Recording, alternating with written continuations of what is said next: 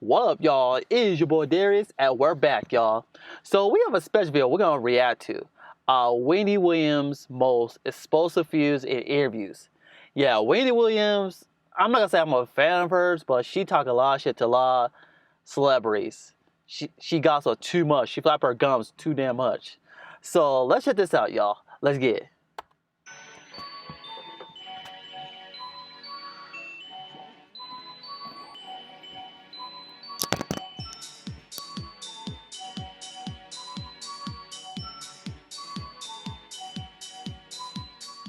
Wendy Williams is one of the most iconic on-air media personalities of all time.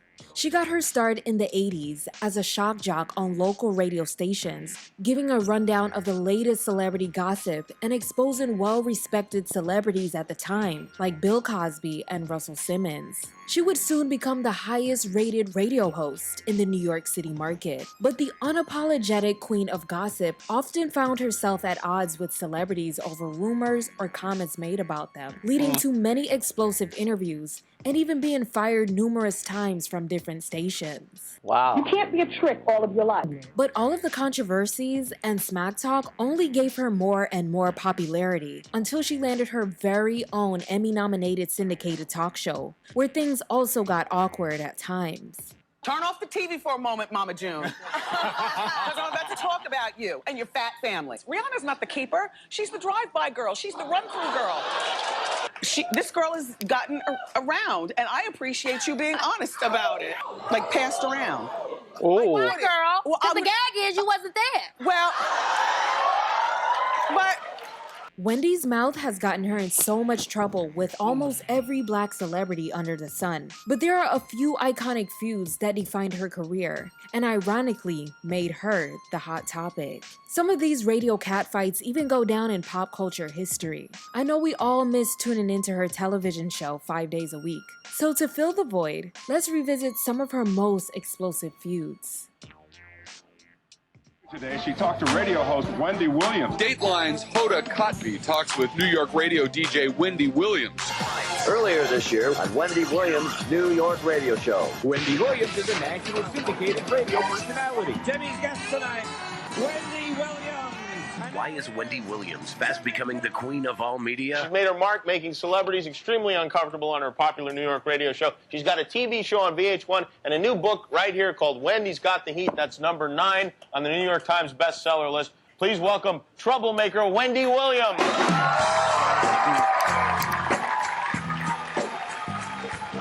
Unpredictable, candid, compelling. So I asked him the question. Have you had sex with Janet Jackson? Yes. Whitney, is there drug use going on at this present time? Who are you talking to? To you, Whitney. You. No, you're not talking to me. I'm a mother. Your station have a proven talent in PM Drive that dominates across all demos? Right, lady? Wendy's #1 in all of New York City in afternoon. Oh yeah, the Venmo Tupac.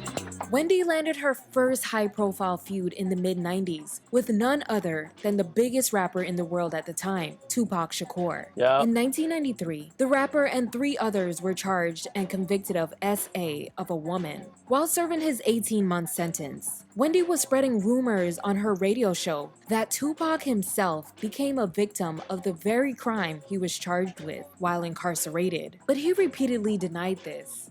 See, the media, they make me... Yeah, so Wendy Williams, she spread rumors that Tupac got raped in jail, which that was false, which I never heard that before. So Tupac started taking shots at her. Act like I would act. I'm in jail, they reporting that I'm getting raped in jail. I'm sitting in jail, niggas is banging on my door going, "Pa! When? Why you ain't say that? What's going on?" Talking about I got raped in jail. Ain't this... You did an interview with somebody USA Today, right? Yeah. Just about that, right? No, I didn't even talk to them. They got that from somebody else. This other lady. But Hot 97 radio host Angie Martinez revealed his comments about Wendy in her memoir. She says, when questioned about the beef, he said, quote, "I have beef with anybody in my way. Anybody that feel like they could criticize me because they bought my album. That feel like just because they read an interview that they know who I am. I have beef with them interfering with me getting my money. I got beef with Wendy Williams saying I got in jail because that disrespected me, my family, and what I represent." end quote. Yeah. Once he was released, he recorded a track titled Why You Turn On Me, where he takes aim at Wendy. The track appeared on his posthumous album Until the End of Time. I put Jenny Craig on your fat ass, you fat troll. Anybody ever see Wendy Williams' fat ass? But Wendy Williams remained unfazed and flattered by any attempt. Yeah, I want to know what Wendy's reaction when she heard that song, though. Because that came out after his death, though. So, yeah. But I think she was unfair. I don't think she really cared about too much of it. So, yeah. Attention from celebs, telling The Hollywood Reporter in 2012, without those song mentions, I might not be on TV right now. There was a large segment who may have never heard about me on the radio, but they heard Tupac tell me I needed to go to Jenny Craig, or Mariah Carey tell me that I'm all up in her business. So I love them for that. She also repeated this to The New Yorker in 2021, saying, I love anytime somebody mentions me. Thank you, Tupac. Total.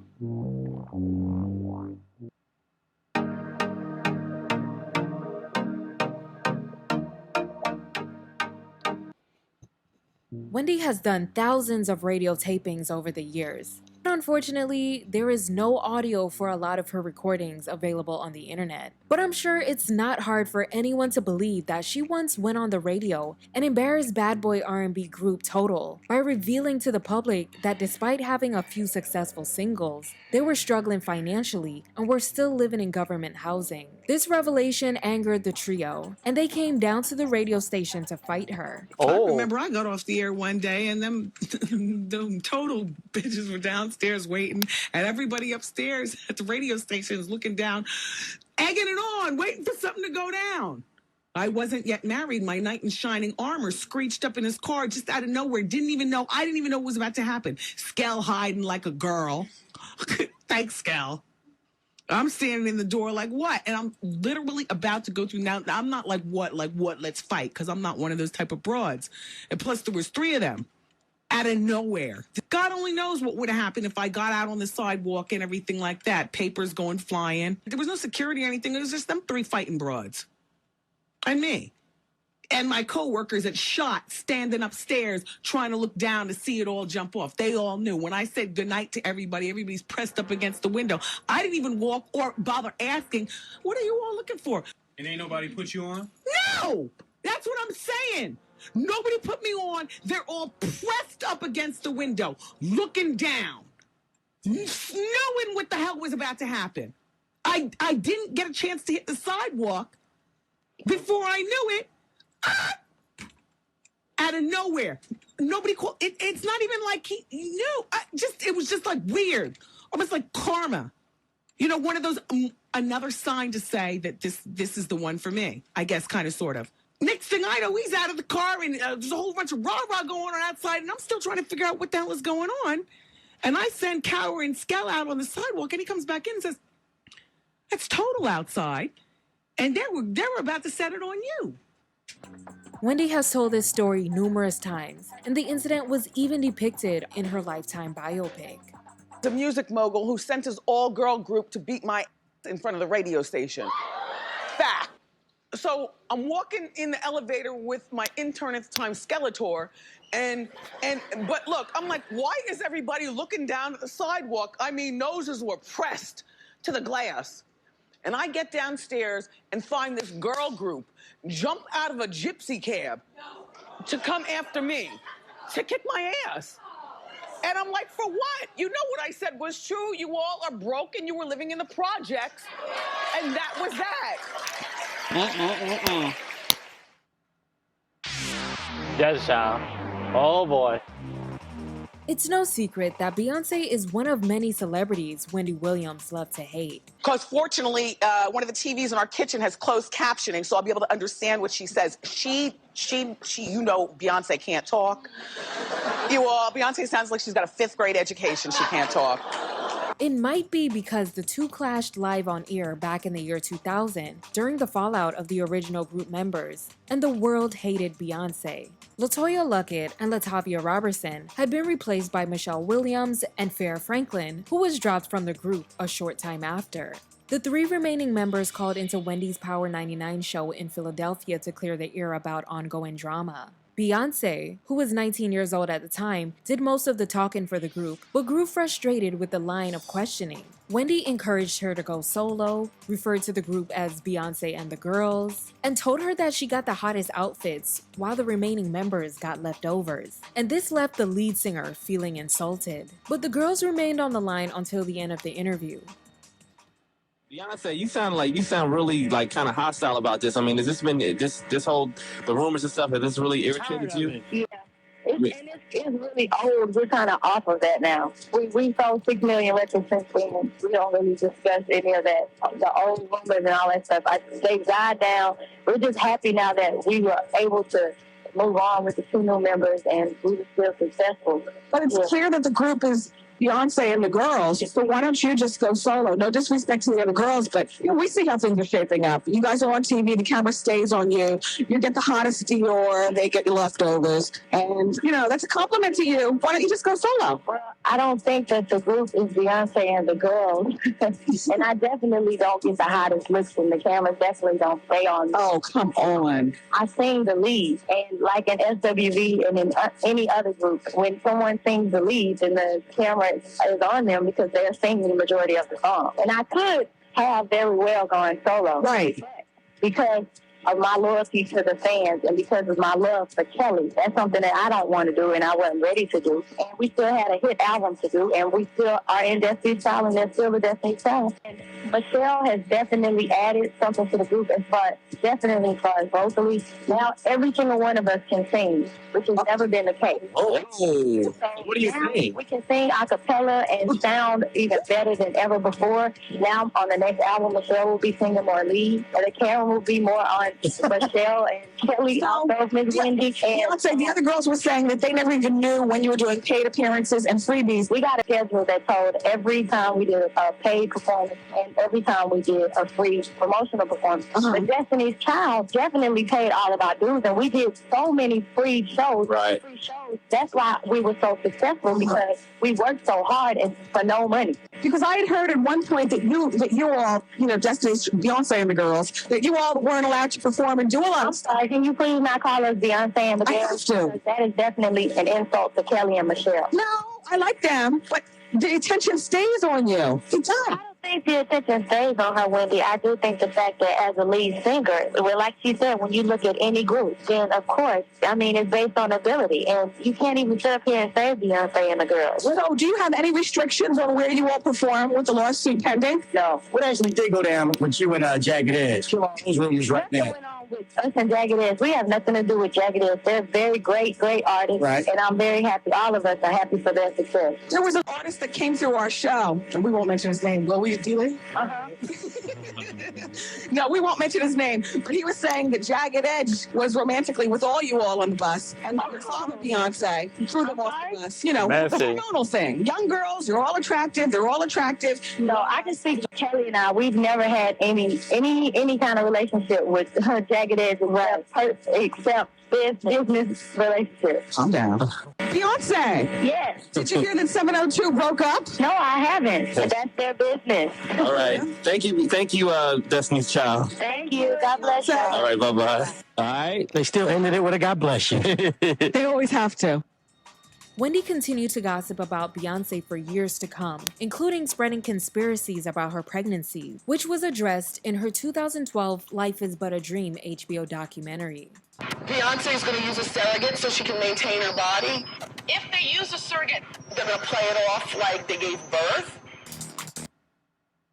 Pet parenting isn't always easy, but protecting your pet should never be difficult. Mariah Carey, who are the one. I wouldn't really consider Wendy Williams and Mariah Carey enemies, but they've always had a nice, nasty relationship. During the height of the negative publicity surrounding the singer and her ex-husband Tommy Mottola and the failure of Glitter, Mariah called into Wendy's show to clear up rumors and have a nice chat with the radio host, even though she helped spread rumors in the past. Wendy and Mariah had a hilarious conversation discussing several ridiculous rumors. She's only giving us 10 minutes of talk, but if she's not feeling the vibe, she will hang up right away. If she is feeling the vibe, then she'll talk overtime. Can you believe this princess bitch? Can you believe her? I love Mariah Carey. You know what? That's something you would do. I'm still Mary Poppins Jr. Mariah, I understand you were very apprehensive about this interview. When I got here this morning, on my desk, there was a note about a mile long saying what you didn't want me to ask you about. You used to hate on me. No. Let's keep it real. Mariah, I never hated on you. Mariah, we retired the word hate from now on because everyone says it. We hate that We word. don't want to hate. Yeah, but the new rumor from what I'm hearing is that you beat down Mira Sorvino after you hit her in the head with a salt shaker. But then she brought up her boob job, and that was a big mistake. Ooh. Yeah. When your first album came out, though, you was really covered up. Really covered up. And that was before your breast implants and everything like that. Wendy, honey, don't even make me start cursing because you're saying stuff that ain't true. Because also I was also forced to wear certain garments back in those days. Is that it? Let's just say that. Hey, Mariah. Okay? We gotta go. Mariah, I ain't coming to see you now that you threw that one. I was going to say, Mariah, that comment's not going to stop you from coming, Your is it? audience is going to believe that shit. No. Bleep that one, Wendy. All right. Damn. Years later, Mariah mentioned Wendy in a lighthearted manner on her 2008 single Touch My Body. Cause baby, I'll open my business like a Wendy interview. This is private between you. Then in 2013, when she was promoting new music, she shockingly agreed to do an interview with Wendy, with the one request that she would have to switch seats with the host because the right side of her body is what she calls her good side, something she'd been allowed to do on other talk shows. But Wendy refused and canceled the interview altogether. As usual, she frequently gossiped about Mariah's personal life on her talk show. And in 2016, when it was announced that Mariah landed her own docu-series titled Mariah's World, Wendy called the singer too fragile for reality TV, prompting the singer to clap back in an Instagram video with the help of her friend Lee Daniels.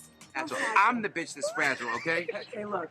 He's so fragile. Can I feel your fragile muscles? It's fragile Louis Vuitton. Document this, because that's what we're doing. It's docu-reality. What is it? Docu? It's a fucking docudrama, whatever. No, what do you call it? I don't even know the name. Docu-series. A docu-series. It's an 8-day event or something. Judge Greg Mathis, 2002. In 2002, Judge Greg Mathis was a guest on Wendy's radio show to promote his new book, Inner City Miracle, published that year. Everything started off pretty good, and the two seemed to be getting on well, until Wendy confronted him on air about allegations that he was having an affair, and things immediately went left. Judge Mathis pressed her for everything under the sun, and this went on for nearly 30 minutes. Now, my audience knows all about me and what I've been through, and what they don't know, I go into explicit details in my book. Now, that might not be true, according to you, about this woman that allegedly you slept with. You allegedly got her pregnant. Listen to let me draw up the skeleton, Judge, and then you fill in the meat. Wendy, I didn't read that part. Now you making that up. Okay, let me draw up. And WBLS about to be sued for defamation. You gonna make some stuff up Okay, here Judge, that you wasn't are even alleged. Okay, now that's called defamation. All right. That's called defamation, Wendy. Okay, she did not allege that. All right, look, I'll tell you what she alleged, and it wasn't that. All right, you tell me what she alleged, Judge, in all of your anger. I'm not angry. Yes, you are. Yes, you are. I'm not angry. Okay. She said that she had an encounter with me where I was getting high during. And, doing Brought to you by you've been addicted Classic to most of your Throwback life and TV. still addicted to based on your nasal passages and all these days you're missing at work and going in and out of the bathroom right while I'm here in the studio. As I told you, I've never used City, are you following me? Wow. I've never used cocaine in my life. Okay, well, and if you want to believe that ridiculous nonsense, you feel free to. But and you want to keep fueling it when no one else has even asked me about it. Nobody else keeps it real like everyone this. in the media knows that tabloids print trash, but every week that they pay people to come up with you or anyone in this studio to go to a tabloid and tell them, I want to sell you a story on someone, and they'll buy it. Right. And if that's the type of stuff that you fuel on your show, feel free to. But I don't know what else you want me to tell you. I also got it. I didn't do it. I also and got I it have from nothing to do with it. And I listen. don't know the woman, never met her, never used Now, let's talk about fueling your stuff. Oh. You, on the other hand, have admitted to being addicted to Absolutely. Secondly, you continue to show symptoms of your addiction. Okay. Lastly, what I are those heard that symptoms? Tell me. These nasal passages you keep coughing up. And I did Afrin, and I did Afrin. This eternal cold that you continue to have. Yes, that you can't have to come to work because every other week, and now you're even stupid so low as to blame it on your baby, your newborn. How low can you get? That's about as low as you can get. Damn. To blame your child for your addiction. Then,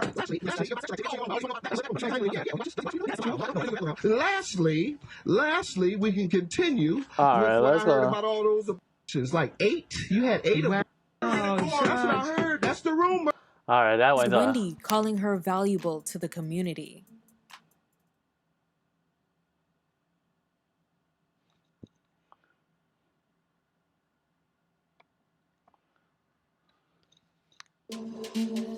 Whitney Houston, 2003. Oh boy. And how could anybody possibly forget about the Whitney Houston dragging Wendy Williams back in 2003? At the start of her career, she had a wholesome Baptist church girl image, but she would soon be hit with rumors that she was a closeted lesbian, which Wendy Williams helped spread. Whitney's addiction and tumultuous marriage to Bobby Brown made her an even bigger target for the tabloids in the 90s and 2000s. So by 2003, she was ready to confront Wendy, one of her biggest haters. Wendy brought up her infamous Diane Sawyer interview, her substance use, and relationship with Robin, which angered Whitney, and expletives started flying. Whitney. Wendy. Oh my gosh. Oh my Lord, have I waited for this day? Have you?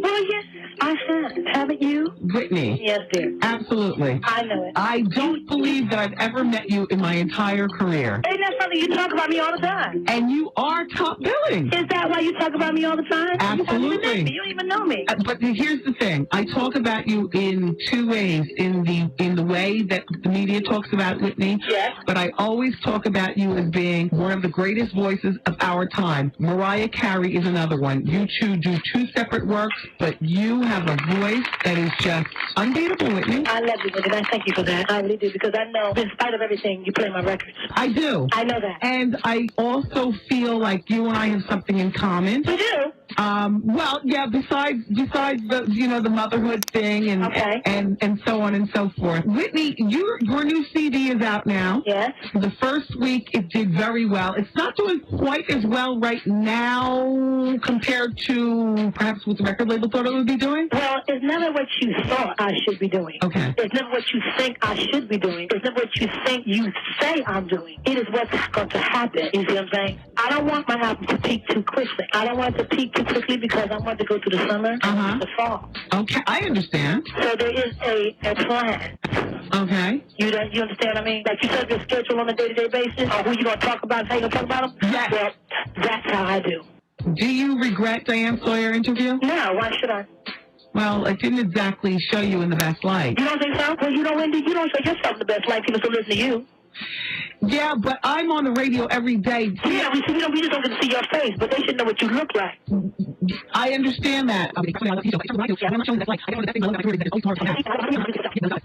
So, Whitney, as far as you stand with drug use, is there drug use going on at this present time? Who are you talking to? To you, Whitney. You. No, you're not talking to me. I'm a mother. Only my mother has privy to that information.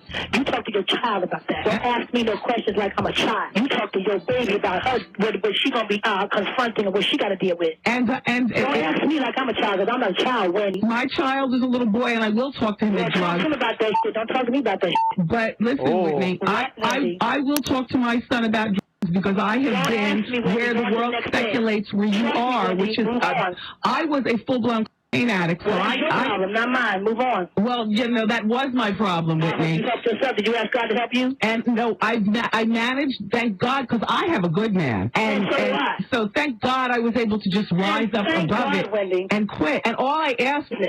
Okay. And you, on Diane Sawyer, also mentioned that you'd want to see receipts behind the use. Man, if I spent that much money, somebody better give me some receipts so I get a tax return. Listen, they were saying that you cut your mother's See, you don't know what the allowance. You don't make me curse on the video. I'm not trying to be, come on. Well, Steve was sing and touch people. So, Method Man, that's it. Oh yeah, this is the big one. In 2006, Wendy made a shocking revelation on her show that the wife of Wu-Tang Clan member Method Man was battling breast cancer. The announcement was in poor taste because Tamika and Method Man hadn't even shared the diagnosis with their family yet and had planned on keeping the news private. It was reported that he showed up to the radio station to confront Wendy, who refused to let him on her show. He told Rolling Stone that year, "My wife is one of the strongest people on the planet. I just want to make Wendy Williams aware of exactly what it felt like to be sitting in that hospital room watching them pump this poison into the one you love." I think your wife was going through a situation. Yeah, I never did that video. How did that resolve itself? Everything all right now? I'd like to know how you found out. MTV. MTV, what did they say? They said that you were going through something with your wife. Like, I think she was sick or something like that, right? Yeah, she was sick. Is she all right now? I'd like to thank Wendy Williams for bringing that to the masses because she didn't have to go on the radio and say that shit. Yeah, Wendy Williams, you were wrong for that. Why would you spread that out? That should have been private between Method Man and his wife, though. I think they should have sued her for that, in my opinion. I like to keep stuff like that private, but yeah, she was sick. But everything's all right now. All right. Better than what it was. Well, then that's what's up. Definitely better than what it was. That's what's up, man. I know a lot of us go through it, you know what I mean? I be feeling like, yo, that ain't nobody fucking business right there, though. I'm sorry. That's just how I feel about it and shit. That's her business. She didn't want anybody to know about it. You know what I'm saying? And I respected her wishes right there. So for the media to bring that and put that shit out there like that, I think that shit is mad tacky and disrespectful. I'm talking about as far as the way it was done in the beginning, because she's past all that now. But when it was going on and all that, and people, it was done by, I'm going to give you, Wendy Williams did it. All right, her. She's the one that did it. You can attack me any way you want to. I'm in the entertainment business, but you don't attack my family, man. My wife ain't had nothing to do with that, man. Had all nothing to do with that. You did not have to do that. Her family members didn't even know she was sick. We still live in our same community where we used to live at. The people that lived around us didn't know she was sick till you said that shit. And everybody looking at her, staring at her. You know how uncomfortable that makes somebody feel, especially somebody that's going through chemo? Stupid ass. Oh. Bad enough she didn't have her hair on her head. You think she wants people staring at her, pointing at her, talking about how sick she is? Nobody knew anything until Wendy Williams said that shit. She hasn't won a lot of fans, man. She doesn't have any fans, and the people that listen to her just as f***ing dumb, because the bitch is an idiot, man. She's a fucking idiot, man. It's like she can say whatever she want to say about me. I never call up there for shit. She can say whatever she want to say. But you don't attack my fucking family, man. You got to be out your fucking mind, lady. For real, you got to be out your motherfucking mind, man. As if that wasn't bad enough, many years later in 2021, Wendy claims that she hooked up with Method Man back in the day, which finally prompted a response from Tamika that read, "For years, I kept my silence while Wendy Williams launched constant verbal attacks against my husband, myself, and my family. In the past, I ignored her lies, innuendos, and blatant attempts to provoke us. But Wendy has proven again and again that she is incapable of any decency. Her obsession with our lives has reached a new low, and I'm tired of taking the high road. Over the years, those issues have made her increasingly ugly, both inside and out, and no amount of plastic surgery can fix the ugliness inside of her. Instead of using her platform to uplift women, she has spent her career attacking marriages while her own fell apart. She criticized celebrities battling addictions despite her own struggles with substance abuse. There's no limit to how low she will go in the name of making headlines." End quote. Damn. The realities of modern life make it tougher than ever to maintain a healthy diet. AG1 gives you high... One of Wendy's most notorious live on-air feuds is her interview with Omarosa, who famously snatched her book out of her hand. The media personality and reality TV villain is known for her big personality, so clashing with Wendy Williams was no shocker to viewers. Omarosa was one of the first celebrity guests to appear on the first season of the Wendy Williams talk show. She stopped by to promote her new book titled The Bitch Switch, and, well, I honestly don't even understand what happened, but the girls were tussling. Keep it where you've got it. We've got the most hated woman on reality TV. We're going to smooth her out on this show, though. Omarosa's here. did. Wait. What? You said you was going to straighten me out. What the hell was that? I said, smooth you out. Smooth me out. What does that mean? We're going to talk and have a nice conversation. Let's have a Relax, conversation. Omarosa. Oh, no, I know how to chill. Okay. But I will not be disrespected. Oh. Uh-oh. Okay.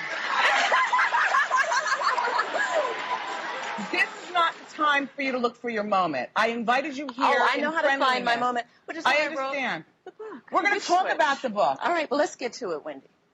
Oh. Oh, don't, I want to look at it and show it to, well, and show it to Kenny right here. No, Kenny has the camera right here. This is the up-close camera. Would you like it to be seen? The book comes out in October. What did I just do? Wow. Nothing, right? Okay. Listen, we're going to start this over. Please help me welcome my guest, Omarosa. This is not my approach.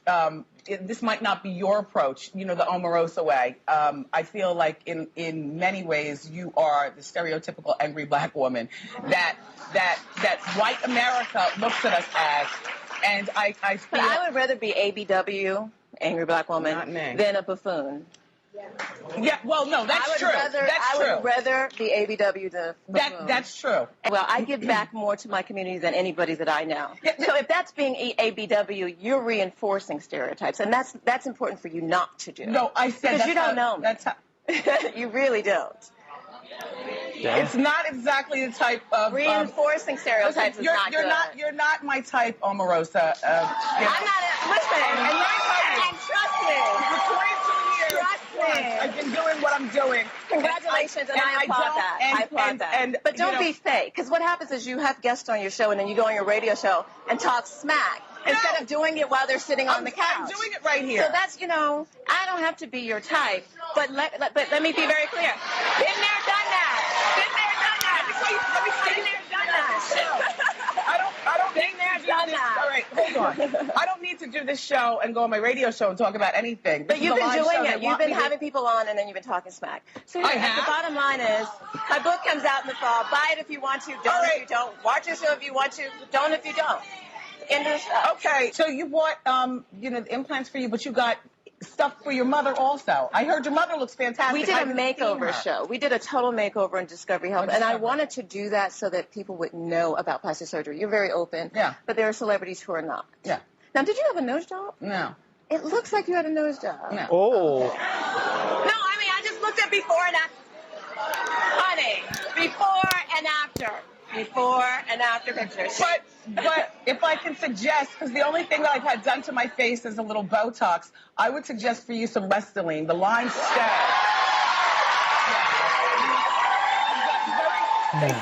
Wow. She's cracking. And I would suggest a wig that doesn't sit off my head 3 inches. That would be my suggestion. You know what, Omarosa? And on that note, thank you for coming on my show. Yeah, that ain't getting nowhere. Look for Omarosa's book, The Bitch Switch. In bookstores in October. We'll be back with today's truth.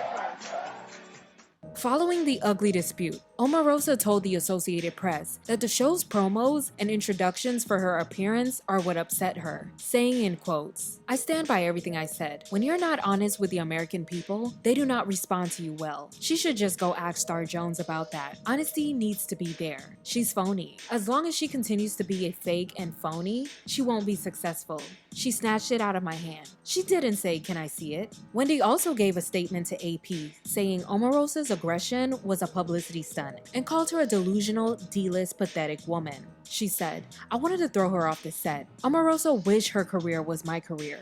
Wendy also said that Omarosa would not be invited back on the Wendy Williams show. But things eventually blew over, and Omarosa came back on the show as a guest a few more times after the squabble.